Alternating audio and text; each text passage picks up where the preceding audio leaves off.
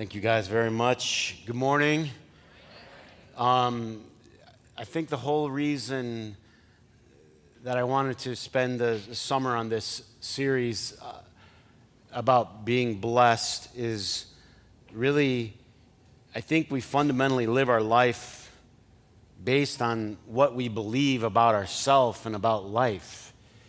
The old, arguments with, is there a God or isn't there a God? And atheists arguing against Christians.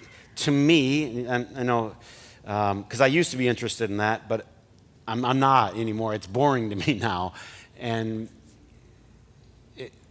it matters what you believe for you.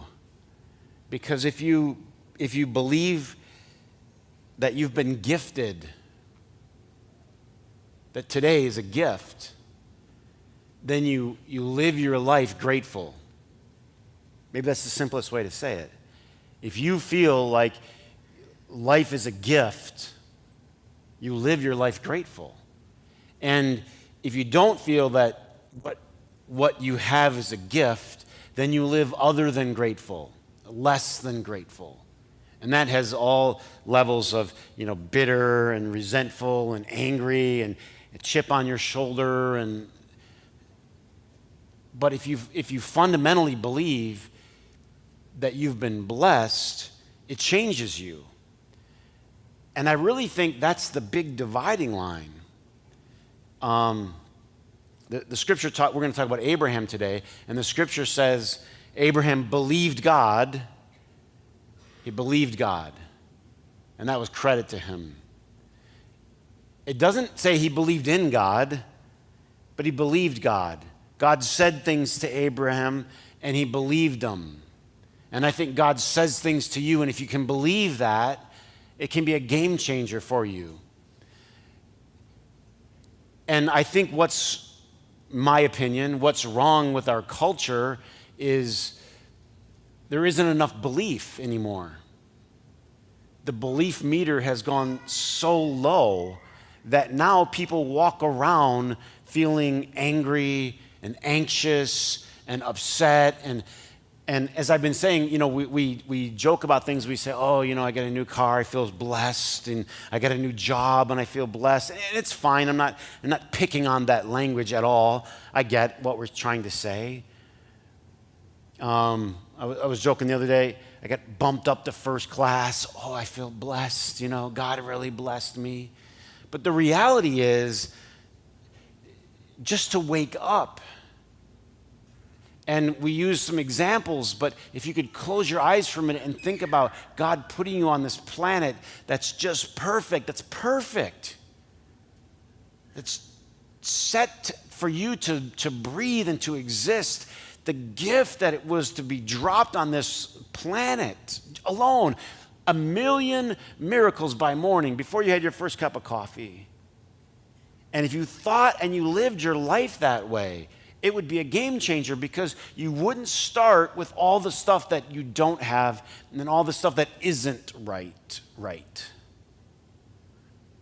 If you decided to wake up in the morning and make a list of everything that isn't right, it's very easy to do.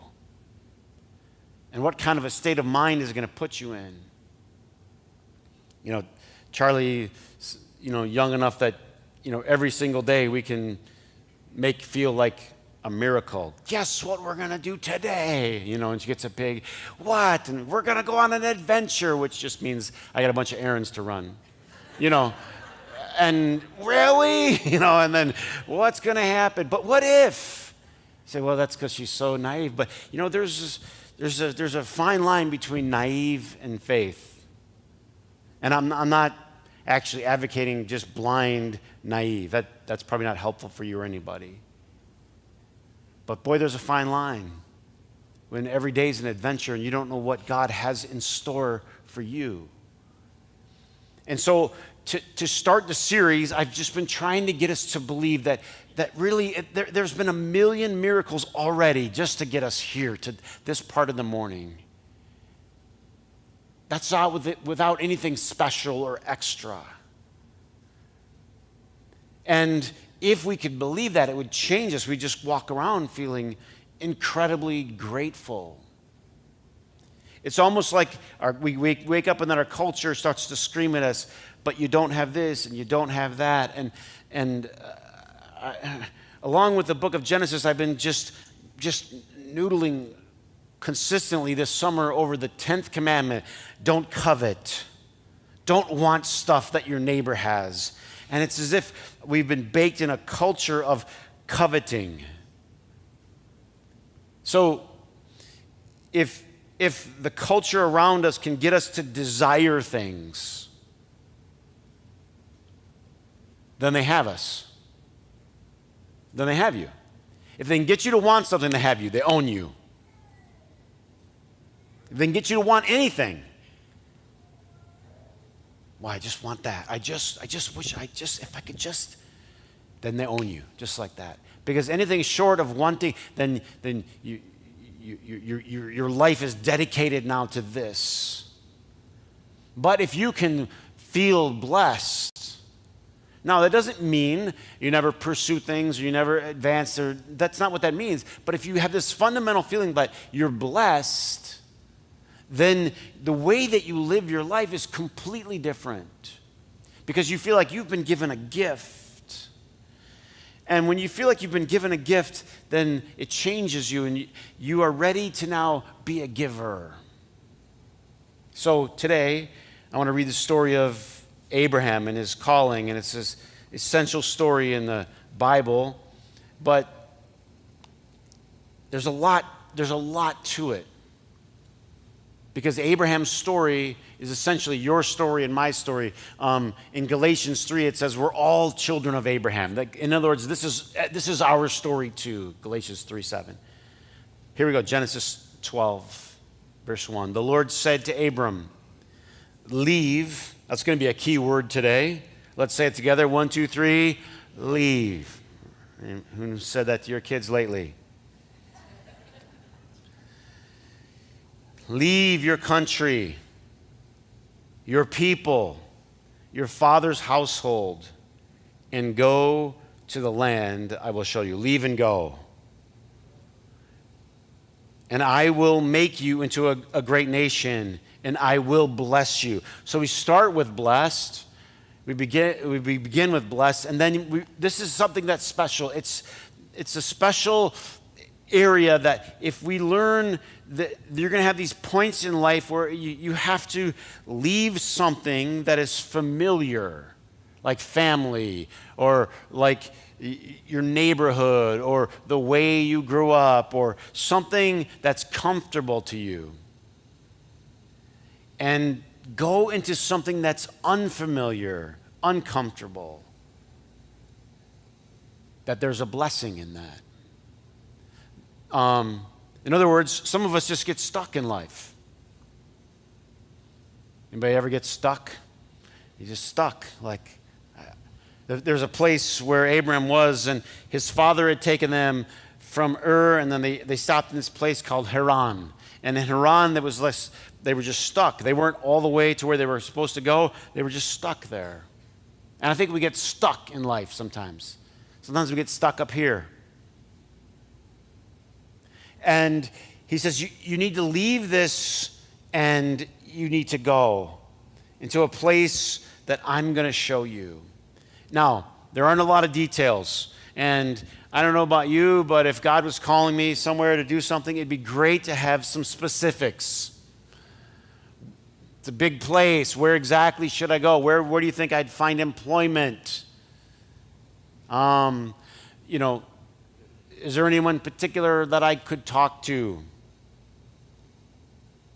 Several years ago, I was traveling, and I just left college, and I was traveling around India, and I wanted to see the whole country. I mean, I can never see the whole country, but I wanted to see as much as I could in like 3 weeks, and so I bought this airline ticket where you could just fly all over India. And it was a great plan, except I didn't know anybody. And it was also a great plan, except I didn't know anything. And all I did was I went to the place where they sold the tickets, and I picked a map of India, and I picked the 9 biggest dots on the map. I didn't even know some of these cities existed. And I would go there, and I would just see what I could find in the next city. No plan. And I remember one time I got off the airplane, and I didn't have much money, so I had to be really tight on paying for anything. And so, like a lot of big cities, the airport's quite a ways outside of the actual city. And so I just got my suitcase. I really should have got the rolling kind, hindsight. And I just started walking. And as I was walking along the road, some guy in a scooter pulls over, and he says, "Hey, you want a ride?" And I said, "Yes, I do." And he says, "You were on a bus like a week and a half ago that I was on way up in the north part of India." Now, I had flown a lot of different places, so this was like a coincidence, an unbelievable coincidence that I was on an all-night bus ride, right, going up to the foothills of the Himalaya mountains, and this guy remembered my face. We were in the city of Agra. This is where the Taj Mahal is now, long ways away from Nepal. And he said, "You come to my house." So I get on his thing. He takes me to his house. We go in there. He shows me his family, and we sit down and we have something to eat. And then he says, "Where are you going?" And I go, "I'm not sure. I said, "But if you give me a ride, like into town a little bit, I'll." So he takes me on a scooter, and I see a church. You know what I mean? There was a church with a big steeple and a cross, and I said, "How about there? Take me there." And he takes me to this. I still remember it was yellow, and I stopped in there. It was a Saturday, and there was a priest of sorts, or a pastor or something in there, and I walked in and I introduced myself to him, and he says, "Oh, come stay with us tonight. You can speak at the church tomorrow." I had just finished Bible school, and I said, "All right, sure." So here I was, from complete stranger to this massive city, right, to 18 hours later, I'm in this. Now I knew a little more, Anglican church, right, where they have the. If there's one place Chris doesn't belong, it's in very holy churches. Do you know what I mean? Like, it had the stairs that climbed up like this. You had to go up to give the message. And so he's getting ready for the service, and he puts on his robe and his gown, and he asked me if I wanted one, and I'm like, "I don't need it. Do you want me to wear it? I'll wear it if you want me to wear it." And he said, "No, it's okay." So I sat over there, and he sat over here during the whole service, and I just kept looking at him because I never knew when to stand or when to sit. We got through the whole service, and then it was time for the message, and he wanted me to give the message, and so he nodded, like, "Climb the stairs," So I climb up the stairs, and I get to the top, and there I give the message in the best, in the most formal way that I knew how, and that wasn't very good, but I did my best. And I got to thinking, here, look at this. I couldn't have planned this in a million years, but sometimes God has a plan that you aren't aware of. What are you going to do, Abraham? Where are you going to go? Abraham doesn't know. He just knows he needs to go. And this is the key thing that I think we get stuck on, is you aren't always going to know everything. And can I tell you this? Like, we're also going to fail.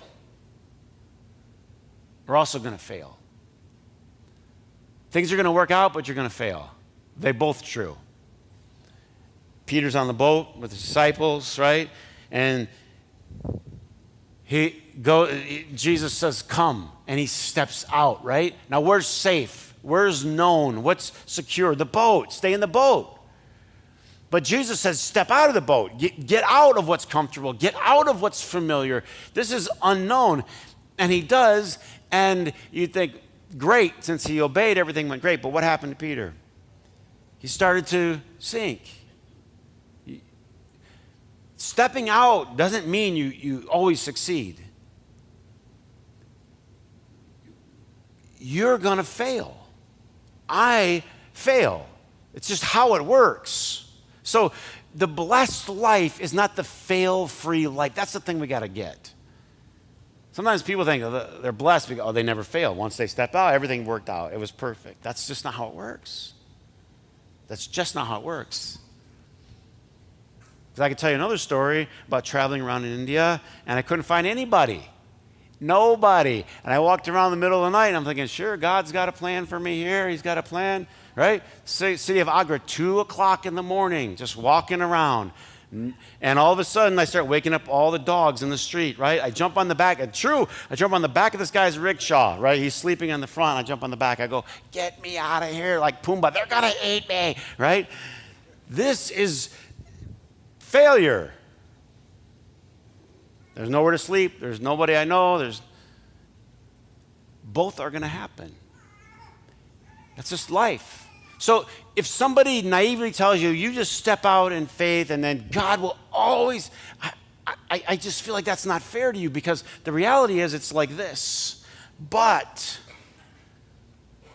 you believe God. You go through the little valley. What happens when Peter starts to sink? The Lord catches him. Right? He catches him. Sinking and drowning are two different things. That's the thing you got to remember. Everybody sinks. Everybody sinks. But the Lord will be there to catch you. The blessing, he says, go and you will be blessed, is you have to leave what is so comfortable. And that is very difficult to do. It's hard to let go of your boat. Remember the disciples? They have to let go of their nets. Jesus comes to them. They're fishing. This is what they know. This is their trade. More than likely, this is their trade they got from their dad, right? And it's handed down to them. That's what you did. You just did what your dad did, and he taught you how to do it, and then you took it on. It was very comfortable. It's what you knew. But the Lord says, come follow me. And it says they had to leave their nets. So here's a question that could be key for you today. What is it that you need to leave to experience God's blessing? We're already blessed. We established that. But I'm talking about something different here. God's calling you. And you don't understand all of it. You don't know everything, but it could be a new chapter in your life. It could be you have to leave a group of friends that's no longer helpful or healthy. It could be you need to leave the job because God has something new to start. But the point is that you are to be blessed and to continue to be a blessing. And some of you stop. It's like, I'm no longer doing that. But that's not the way God has for you, to be a blessing. You're stale. You're stuck.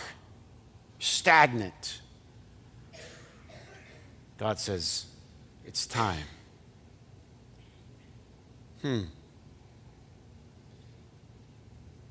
It's called the great unknown. The great unknown. Since I was young, I always wanted to go to, as I was telling you, my wandering around India and multiple other places, I always was curious. I always wanted to see new things. And so I'd learn about some place new, and I would want to go see it. I want to go experience it. But think about this.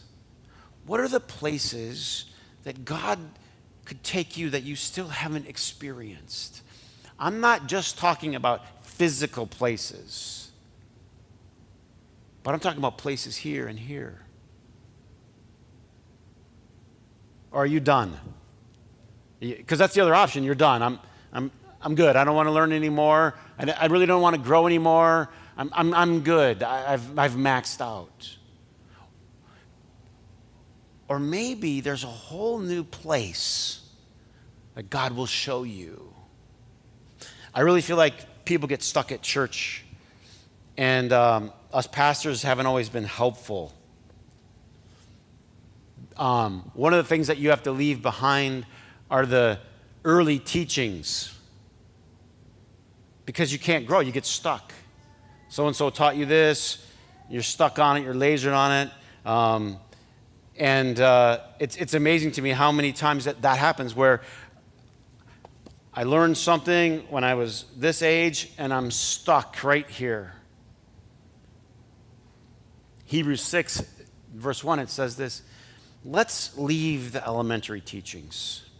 Nothing wrong with elementary teachings because they're good for elementary. Is anybody with me? They get you started.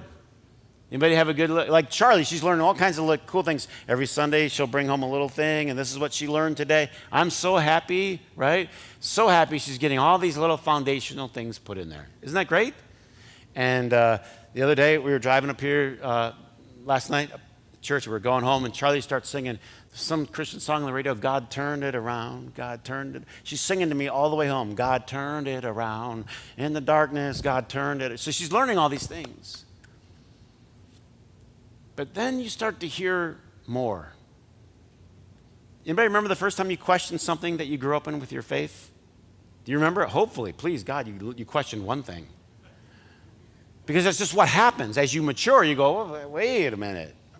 Hold on about that thing. Please tell me it's happened to a couple of you. And you're starting to mature. You're starting to leave some things behind, right? And this will be especially helpful for some of you, this part of the message. First of all, that's okay. Second of all, it's healthy. And third, it's essential. So you can go on to maturity. Sometimes it's holding you back. In fact, if you read the book of Galatians carefully, and I'll use the word carefully, you'll see that's exactly what the entire letter that Paul wrote of Galatians is about. It's about leaving the stuff that you grew up with. In their case, it was these Jewish rituals, circumcision in particular being a very important one, and they were stuck. They couldn't see any of the other amazing things, the fruit of the Spirit, all the wonderful things, the Spirit-led life, because they were stuck on, did this guy get circumcised or not? Anybody ever been with a group of small-minded religious people? It's very frustrating. And they're only stuck on one thing. And Paul was trying to pull them forward to experience freedom. That's the theme of the letter. Freedom by walking by the Spirit. Walking by the Spirit. Where's the Spirit going to lead you? I don't know. Sometimes over here, sometimes over there. It's always good, right? It's always full of love, joy, peace, patience, kindness, goodness, gentleness, faithfulness. That's all. Is that good stuff? It's always leading you to something good. Anybody ever been in a conversation with somebody that, like a family discussion about, well, why this particular person in their family didn't get circumcised or baptized or their Sunday school certificate or some religious thing. And for some particular reason, they didn't or couldn't do it. And part of the family goes, well, they're out. And the other part of it, like, it doesn't sit right. Are you with me? There's some things you have to leave behind. Charlie's getting elementary teachings about the road because we have the house, and we have the road, then we have the lake. So we're always trying to get to the lake, to the boat. But there's a road. And so there's all these rules. You do not go near that road ever, right? And I don't care how loudly, how many times you say, you do not ever go near that road. Are you with me? So you do not go. Now, someday when she's 18, I hope she can intuit that she can throw that rule away. Does that make sense? Here's the other rule. You stop. I'm trying to teach her, because when she does get older, that there will be cars. You stop and you're looking for cars. Now, if she's with me and she's holding my hand and I see a car, it's a half a mile away. Dad, nope, there's a car. Is this a problem? So now I got to wait. I can't wait because if I wait for every car that is in sight, I will never get across the road, right? So I say, close your eyes, right? There's elementary teachings, and they serve an important purpose. That's what I'm trying to get to. They're so huge. They're not insignificant. The things that we learn as kids are not. They're vital. But then there's times where it's time you have to move on. Do you remember Jesus? He learned the Sabbath when he grew up. He learned it. And then he did what? Disregarded it. Why did he disregard it? because he needed to get across the street. He knew when and how to disregard it. Someone said very well, you need to become so familiar with the rules that you know how to break them. Then you really know what they are. Hebrews, it says, leave the elementary things. Go on to maturity. Some of you get stuck. You get stuck in your faith, and you're just locked down. And the Spirit's calling, God's calling you, but you can't hear God because you're stuck. Leaving what is comfortable is always difficult. But that's where the blessing is.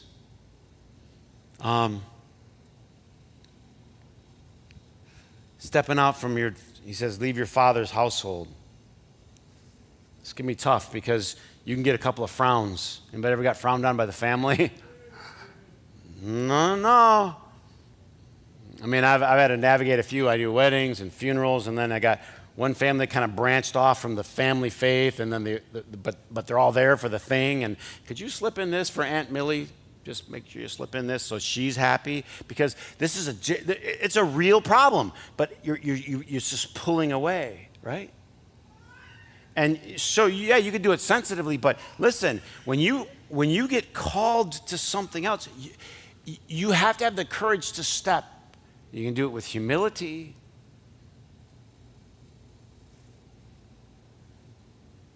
Leave your father's household.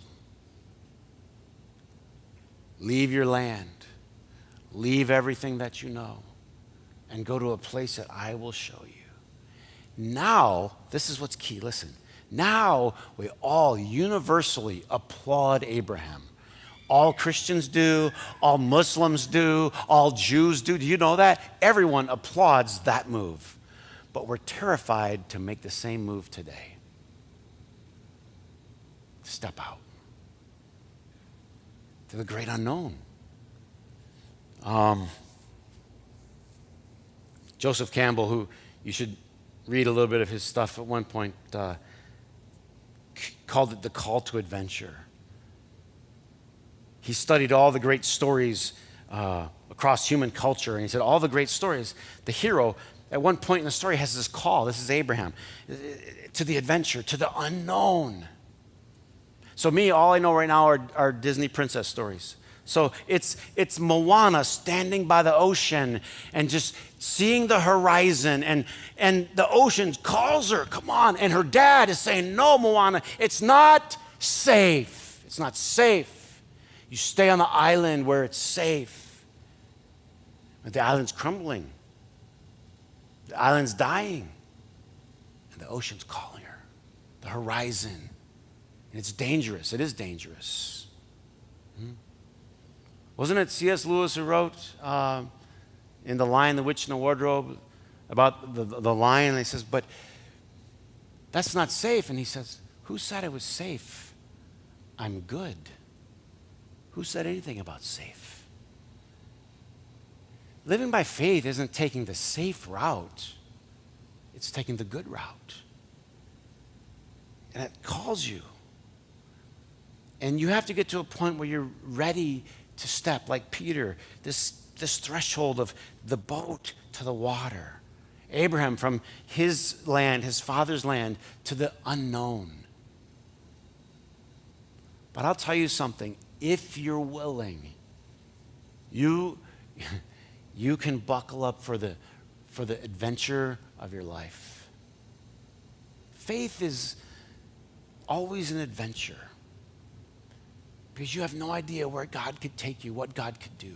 And here's the whole purpose, and we'll close with this. I will bless you, and you will be a blessing. That's the whole thing. The whole thing about being blessed in any sense is that you're blessed so that God can bless others through you.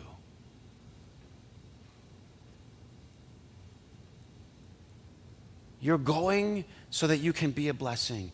You have a sense of purpose. You're a different person when you have a sense of purpose. One of the things I've been observing that's happened over the last couple of years when this lockdown happened, and people got locked down, and they got locked inward mentally a little bit too. And I see this happening with people, and some people didn't go anywhere, they didn't meet people, they didn't talk to people, and they lost a sense of purpose to their life. This is key. If your life is not in continual giving mode, you're dying. You have to have purpose to your life. You have to. That's how you were built. So I'm going to bless you, and I'm going to bless all the nations of the earth through you. So here's the thing to do. Every part of your life should be about blessing other people. That's the goal. That's the end goal. I want to be a blessing here. I'm going to go here. I'm going to be a blessing. I want to find some way to give back. And if you have that mindset, wherever God takes you, you realize, I'm here to be a blessing. I'm here to be a blessing. I got frustrated the other day. I was at a particular checkout counter. I don't think I was feeling blessed, so I usually do these messages for me anyway. And I didn't pull up there feeling grateful. Does anybody know what I'm talking about? Okay, I was in a bad mood. And I mean, hopefully I didn't show it too much. Maybe hopefully, I don't know if I did, but I needed to get what I needed to get, and I needed to get going. Anybody ever had this? Like, I gotta keep this train moving. And they're like, oh, just a minute. I'm like, but I'm right here, and you're the person doing it. And they're like, I gotta count something and do something. And they're like this, and I'm like, anybody? I don't know how well I hit it. I was trying. And then I was like, oh, I got to do a few more things. And like, you know what? Then she finally got back to me. You know what? It's going to be a few minutes. That's your job. That's what I wanted to say. I did not. But I go, how many minutes do you think? And then I was about to just get really upset. And something clicked on me. It's like, maybe just try to be a blessing to her. You know? Because my first thought, you know, sadly, I'm trying to learn these things to myself. That's why I'm up here, I guess. But my first thought is like, I'm here, you work here, like for you to kind of be a blessing to me. I got things to do here. I mean, I didn't say it out loud, but that's what we think, right? When we're going somewhere to get service of whatever sort, what we're saying is, I'm kind of here to receive. I'm kind of here for you to be a blessing to me. And then it dawned on me. It's like, she's probably doing whatever her boss told her to do, right? And she probably needs someone to be a blessing to her. It turned it around in my mind. And I saw it the other day. I saw a guy come up to another person at the counter, so mean, so rude to this gal who was so nice. We ordered a little sandwich, and we were sitting there, we were waiting for it, and things were taking a while, but they make everything fresh, so it takes a little longer. This guy came up there. He started laying into this young, she had to be like teenage girl trying to help us. She was so nice. She gave Charlie an extra smoothie while we were waiting and just free little slushy. And this person just laid into her, and I thought, that's the whole key, right? It's either I'm going to be a blessing, right? Or I'm going to be a taker. That's our decision. That's our decision. So, Orchard Grove, be a blessing, I don't do it perfectly, I'm sure we all, but wake up every day and say, you know what, first of all, I'm blessed. And second of all, say, God has calling for me. And that calling, I don't always know all the details of it, but I know if there's a person in my path, there's probably a good chance I should be a blessing to them. Just put a smile on their face today. Blessed, and I will bless all the nations of the earth through you. How do you do that? You just start with one. Right? I'm going to bless all the nations of the earth through you. He's just like, we'll just start with one. You're just going to have a son. We'll start with him. And it just keeps multiplying, multiplying, and multiplying. So what can you do today? First, you run into somebody, just be a blessing to them. Be a giver to them. Blessing really is, it's just gift. The idea is, the concept is just gift, your gift. So now you find, I'm here to give a gift to you. A smile, an extra hug, a couple of minutes, a kind gesture. That's how the world is changed. one little kindness at a time. Let's stand. We'll have a closing prayer.